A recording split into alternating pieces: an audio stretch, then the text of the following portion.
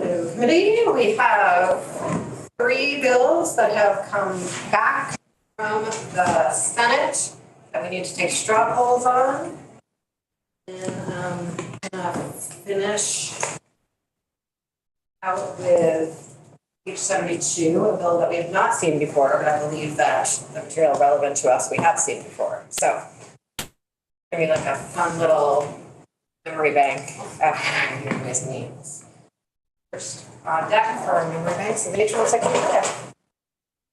Good afternoon, Beth St. James, Office of Legislative Counsel. I'm going to share my screen.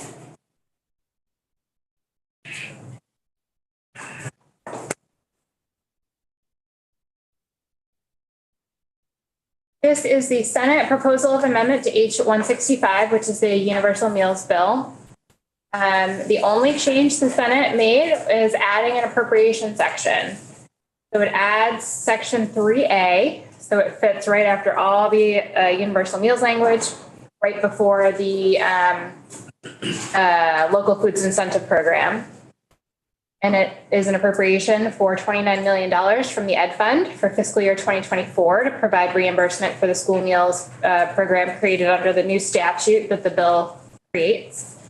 And that is all that the Senate did. And when the bill left the House, did we have that exact sentence in the budget? I don't know if it was the exact sentence in the budget, but it was appropriated in the budget. Okay. I believe. Same figure. Same figure.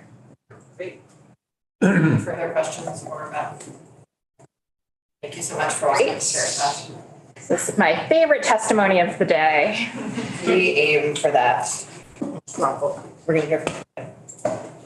Who will maybe share the feelings thrilling that comes with us.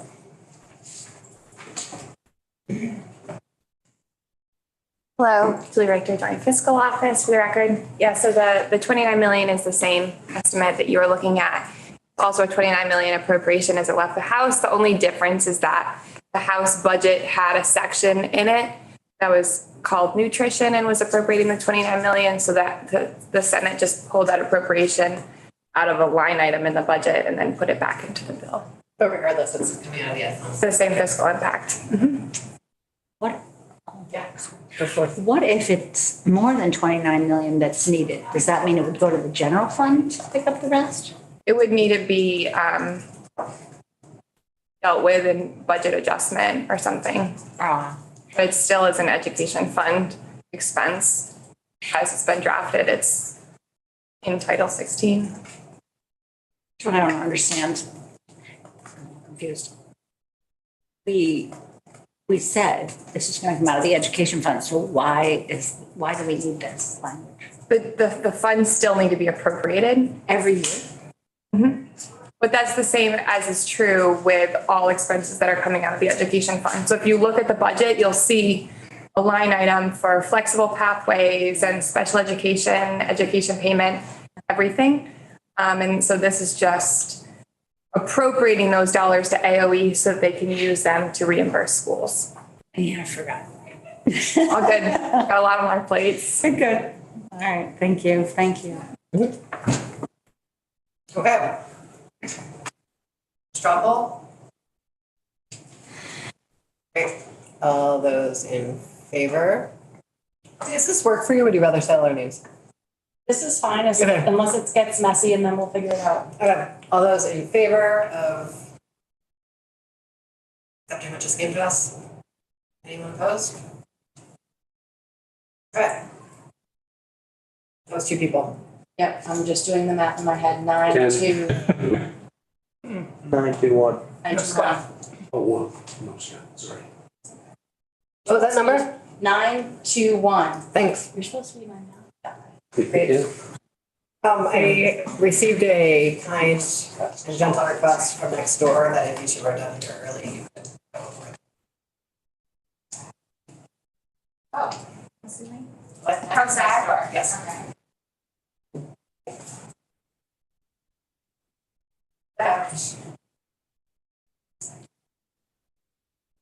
Stop right there, Missy. I think it might make some sense for us to jump to the yield battle. Sure, I'd be happy to skip. Yeah, let's do that. Maybe you can start and have you go next? Yes. Okay, I think you're most of the yield bill content generally. Sorry? I think you're usually most of the yield bill content. Yeah. Do you want me to log into the Zoom and pull up the updated Ed Fund Outlook? Okay. So, I need to introduce myself again. I'm Julia Richter with the Joint Fiscal Office. Just gonna join the Zoom link. And so while that's joining, We'll be back in 1 second while that's right. okay, do you want me to wait? Nope. Okay. Close there. So the Senate construct was pretty similar to what you passed out of Ways and Means and the House. There's only a couple of differences. And so I'm just going to walk through what those differences are. Pull up the Ed Fund Outlook.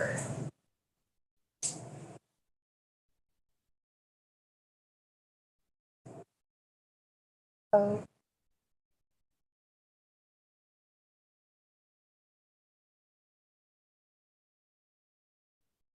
So the differences that we're going to be looking at here are sort of twofold. One are some adjustments that we've made to the data since you looked at it.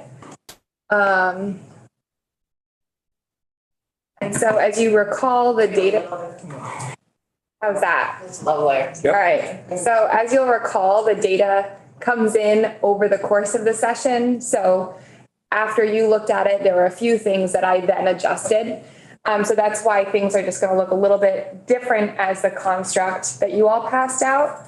I'm just going to remind the committee, because I know it's been some time since the House passed out the construct. What you did was you kept the yields and rates very similar, as mathematically similar as possible to what was put forth in the December 1st letter.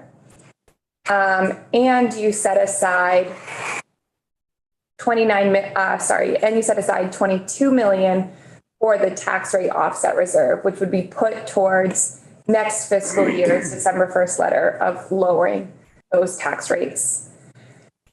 There's a few more purple lines in here than what you looked at, where you'll remember that the purple lines reflect those ongoing policy discussions in the General Assembly that impact the education fund.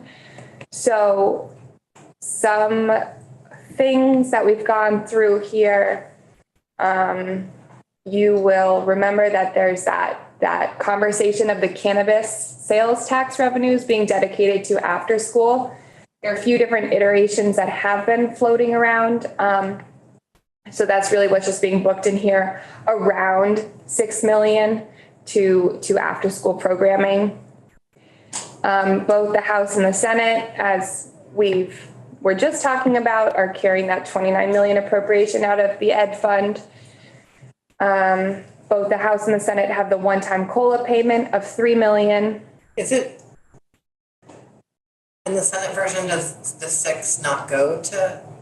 So what you're looking at here, the reason that it's a little bit different is because that when this was being debated in the Senate, there was still not, and the committee of conference for the budget still meeting of figuring out, are those cannabis sales tax revenues going to a special fund, or is it a direct appropriation of the Ed Fund? So originally the House's position was that it was going to be going to a special fund.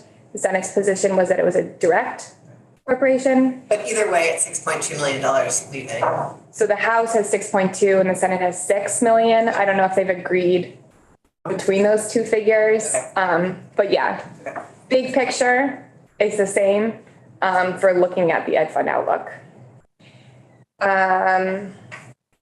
So then the two primary differences that we're seeing between the constructs are the Senate is including now 1.1 million for the tax modernization fund. This is administrative cost that was being pulled off the top of the revenues and is now a direct line item. And the other is the 9.1 million that the Senate put in. It's budget. It's a reserve for future COLA provisions. So there's been some conversation, you know, about what's going to happen in the future with teachers' pensions and COLA adjustments. So the Senate budget, I'm not sure where the Committee of Conferences landed on this, setting aside that 9.1 million in reserve. And both versions of the budget sort of pointed to that 9 point money being needed. It's just that one version is putting this in reserve, the other version is just sort of, I think in the House, we were just assuming we would be spending it next year, but not finding in reserve. Exactly. Thank you. So this is just clarifying, this isn't spending those dollars, but it's just like setting it aside, saying, this is our best estimate at the moment. It's going to set this aside. So we have it on hand. And does that mean in the way that that the Senate construct does it, that 9.1 wouldn't be applied to the December 1st letter? No. So the December 1st, so the Senate construct essentially took out 9 million out of the tax rate offset reserve and put it into a separate reserve for the future COLA provision. So there's 13 million in the tax rate offset reserve and 9.1 in the future COLA provision reserve. The only other difference that you just might note that there's a 1 million deficit has passed out of the House, and this is not a reflection of your decisions. It's just after we updated the data, things shook out a little bit differently. So, sorry? The Senate understands. They did. And so there were some changes to the Senate essentially made a few changes to the yields and the rates, lowering the yields, which in turn leads to higher tax rates to account for these smaller differences between the two. So you see, as you passed it out, it was an average bill change of 3.84%, and the Senate construct is an increase of 4.06%. And I'm just, again, trying, so I know that they changed a few things. The things that they changed all seem to me to be reshuffling sort of the existing deck that we had sent over. Yeah. So what actually that happened impacted the property tax rate? So the property tax rates overall increased because of data adjustments and needing to raise a little bit more than was anticipated, as well as putting in that 1.1 million for the tax rate, the tax computer modernization fund.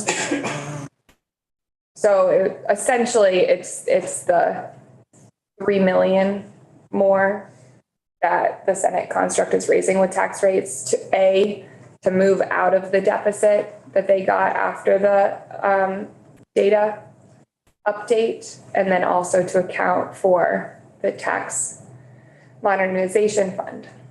Which in our construct, we had put entirely in the general fund, and the Senate has divided amongst the three funds. Correct. We never did have any value in for reversions.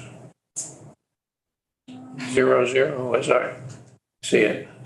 Yeah, so this is one of those sort of difficult to read sections of the Ed Fund Outlook. Yeah. So this will be next year when it's how much was reverted for fiscal year 24. So you are looking at the 45.5 million in reversions.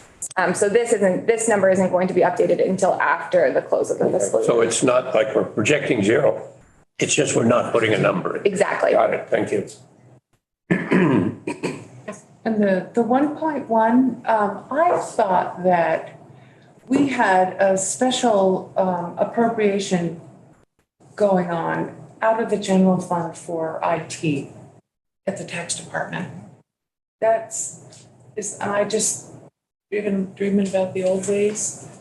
I'm not sure. I can't speak to that. I know that Commissioner Bolio came in and testified to Senate Finance about the need for these funds to,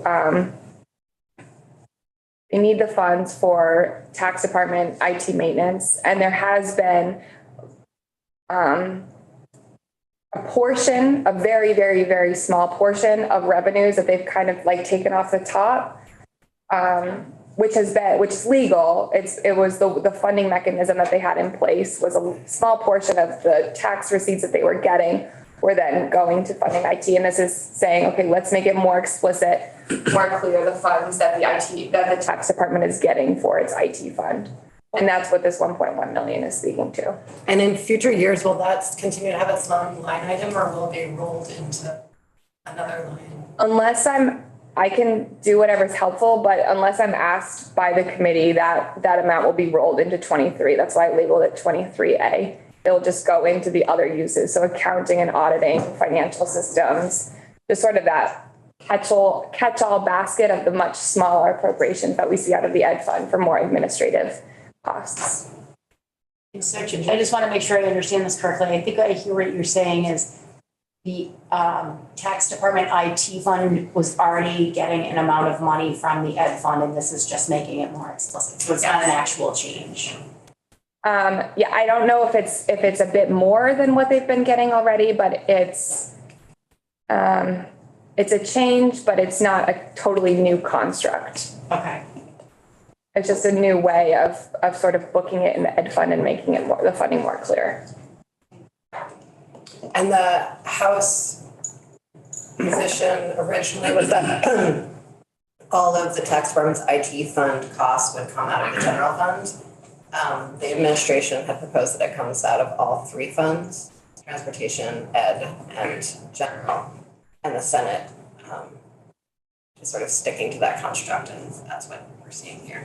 I don't feel fairly strong either way. Sticking to all three.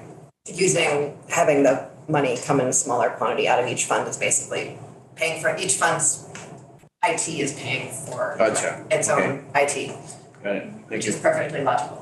Yeah. Yes.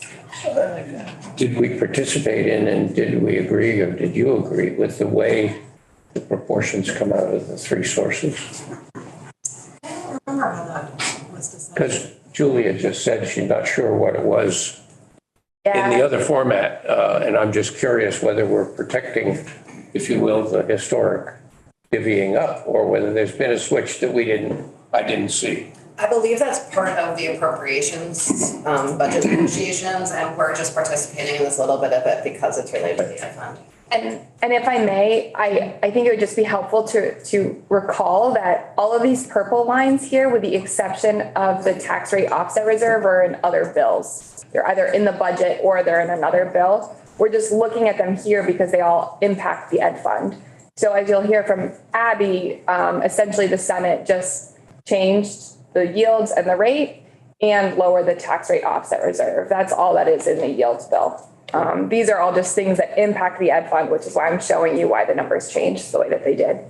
So it was 9 million difference. That's the difference of the offset, tax rate offset reserve. Yeah, exactly. So the House version of H 492, the yield bill, had the tax rate offset reserve of 22 million. And then the Senate has the tax rate offset reserve of 13 million to account for the 9 million that's been reserved in the budget. And again, we'd already sort of agreed that we were gonna spend that 9 million on that. It's just that they've shifted how they're labeling it, basically. Any other questions for Julia? Okay, thanks, Julia. Great. Thanks for pivoting on the schedule there, Abby. Appreciate it. This is great. That's, I think I think we're good. I'm sorry, I did not catch Julia's testimony, so stop me if I repeat. Would you like me to share the language? Yeah, that would be great, thanks. Just need to log on. For the record, Abby Shepherd, Office of Legislative Counsel. Sorry, Sorsha, do I have the Zoom from earlier? I love it. Okay, thank you. So I believe it is on the committee webpage, my name. And there's a lot of language that does a couple of strikeouts and insertions of numbers. So it's actually very small changes, just takes a lot of words to explain what's happening. Thank you. I'm just gonna log on to the Zoom.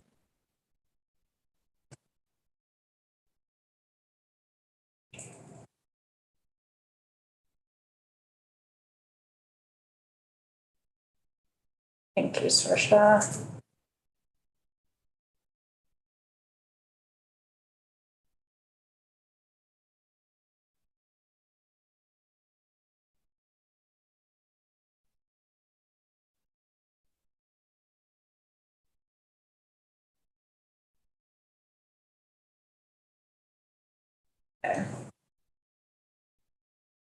So as you'll recall, the yield bill this year was really limited to setting the yields and the non-homestead rate. It was a very short bill. It also had a reserve of $22 million to offset property tax rate increases in fiscal year 25. And it explicitly required the commissioner of taxes to assume that any of that $22 million, that all of that would go towards reducing property tax rates when the commissioner's December 1st letter would come out. What this language does is it changes the yields. So in the first instance of amendment on line 5, it amends the property dollar equivalent yield, which is for individuals who are paying based on their house site value. So it changes the amount. You see the second underline here on line 8. That's the new yield for the property dollar equivalent yield. In the second instance of amendment, for those who pay based on income and on house site value, the line 12 underlined amount is the new yield. So that's for the income yield. So it didn't change any of the other language. It's just striking out and replacing the numbers. And then the third instance of amendment is the non-homestead property tax rate. So that's the statewide rate that's you notwithstand the statutory rate each session and then set it at a different rate. So this is not like the yields. It's just based on, it's a flat rate. That's a dollar amount per every $100 of house site value or a value, of the property, and it would be 1.391. So it is a little bit higher than the as passed House version. And then in the fourth instance of amendment, that's where there is the offsetting of property tax rates reserve. And that was 22 million in the as passed House version. That's reduced to 13 million. And all of these numbers take into account the different choices that were being made in bills that are in the Senate right now. So that's why you don't see any of the policy choices like universal school meals or any of the other sort of expenses that these numbers would raise the revenues to cover. So I don't know if there are any questions particularly about the tax rate reserve that had come out of your committee. So I imagine you're pretty familiar with that. I'd be happy to go over it again. I think it's fairly straightforward. Great. Okay. Thank you. Thank you. Appreciate it. 6 We need a minutes. motion to endorse this language. We don't even need a motion, it's just a trouble. Anyone want to say anything before we do that? Okay. Texas Scott to let him know we're doing this. He's in another committee right now, but he says it's fine. Not that that's his vote, just that he knows he's missing something. He's okay with it. He's missing it. And I'm only saying that because it's like, usually his baby bill, this one. And he's the reporter. So anyway, all those in favor of supporting this bill? Jim? Are you with us? Oh, yeah, sorry, I had my hand up. Okay. Anyone opposed? Yep. Opposed?